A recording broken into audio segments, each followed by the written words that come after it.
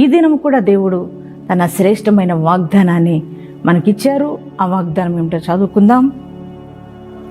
యోబు గ్రంథము 22వ అధ్యాయము 21వ వచనాన్ని చదువుకుందాం. ఆయనతో సహవాసము చేసిన ఎడల నీకు సమాధానము కలుగును. దేవుని బిడ్డలారా, మరి ఈ ఉదయకాలం ప్రభు నీతో మాట్లాడుతున్నారండి. ఎక్కడ కూడా నీకు సమాధానం అనేది దొరకట్లేదు కదా. మరి కానీ ఈరోజు నీ ప్రభు నీతో మాట్లాడుతున్నారు. సమాధానం ఎలా నీ జీవితంలోనికి వస్తుందంటే దేవుని వాక్యం సెలవిస్తుంది. ఈరోజు నా దేవుడు వాగ్దాన రూపంగా నీతో మాట్లాడుతున్నారు. ఆయనతో సహవాసం చేసిన ఎడల మన జీవితాలకు సమాధానం కలుగుతుందండి. మరి ఈ వాగ్దానాన్ని మీరు నమ్మకంతో రిసీవ్ చేసుకోండి. ఈ వాగ్దాన్ని ఎత్తిపట్టి ప్రార్థన చేసుకోనండి. దేవుడు మీ అందరి జీవితాల్లో ఈ వాగ్దానం నెరవేర్చునుగాక.